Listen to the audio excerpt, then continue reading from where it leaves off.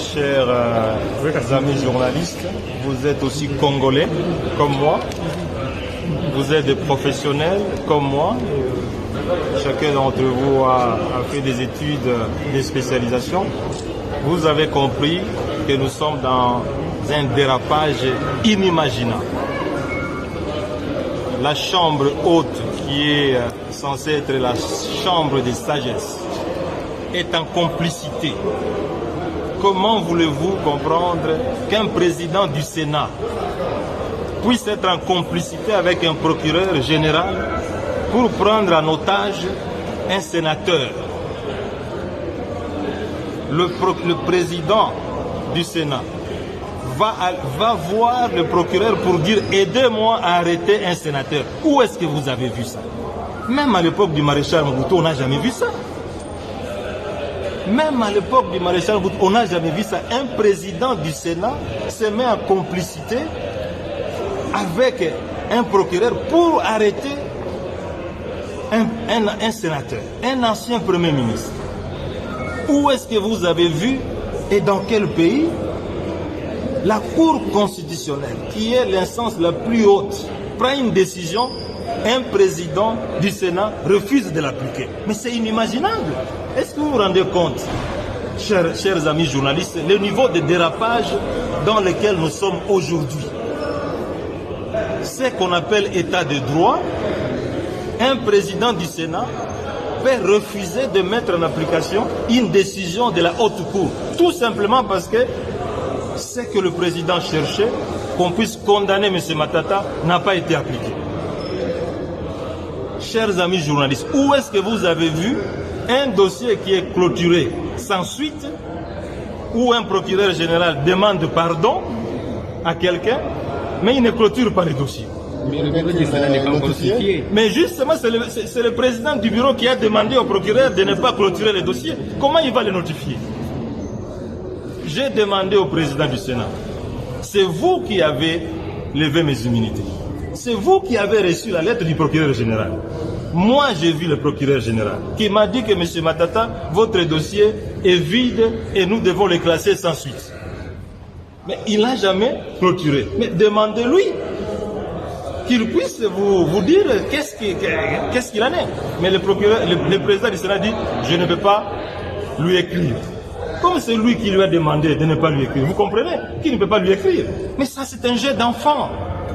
Est-ce que vous avez reçu l'acte de notification de la Cour constitutionnelle? Avez-vous reçu l'acte de notification? Mais il a reçu ça. J'étais avec lui dans son bureau le mardi et il m'a dit que j'ai reçu ça. Il m'a dit dans son bureau, et je l'ai dit d'ailleurs tout à l'heure. Et pourquoi vous refusez de vous restituer vos immunités si l'acte de notification... Mais je vous ai dit qu'il est en train de préparer d'autres réquisitoires. Il attend que le Sénat puisse fermer pour qu'il puisse encore introduire d'autres réquisitoires. Mais ça, c'est un jeu d'enfant.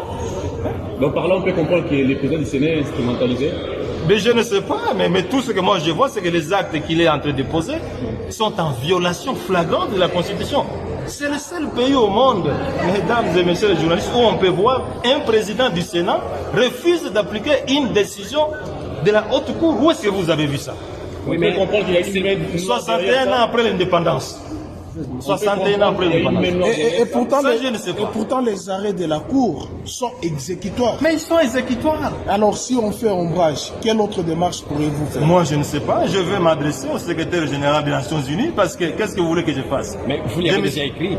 Mais je vais lui écrire de nouveau. Qu'est-ce que je peux faire? Alors, une question de curiosité. Oui. Qu'est-ce que l'honorable Matata se reproche du dossier Bouanga? Je ne me reproche rien, mes chers amis, pour vous dire que c'est un scandale. C'est un scandale qui se fait malheureusement après 61 ans d'indépendance. Vous dites quelqu'un, il a détourné 140 millions de dollars. 2 semaines après, le procureur qui a écrit qu'il a détourné 140 millions de dollars dit « Je vous présente les excuses et je vous demande pardon ». Non, attendez d'abord que je termine. Moi, je vous dis que vous avez volé 140 millions de dollars. 2 semaines après, je vous dis pardon. Est-ce que c'est sérieux? Dites-moi, est-ce que c'est sérieux? Aujourd'hui, on peut... Deuxièmement, Boukangalonzo. On dit que M. Matata a détourné 204 millions de dollars américains. Et on dit ceci, c'est M. Christo Grobler, qui était le gestionnaire du parc agro-industriel, qui m'a remis ça. L'inspecteur des finances, Gilles Alinguite, les confirme. Le procureur général, Jean-Paul Mukolo, les confirme. M. Christo Grobler arrive ici à Kinshasa. Ça fait 1 mois et demi qu'il est ici. L'inspecteur général des finances les fouille. Le procureur général le fouille. Lui-même, il passe à la télévision. Je suis ici pour témoigner que je n'ai rien donné à M. Matata.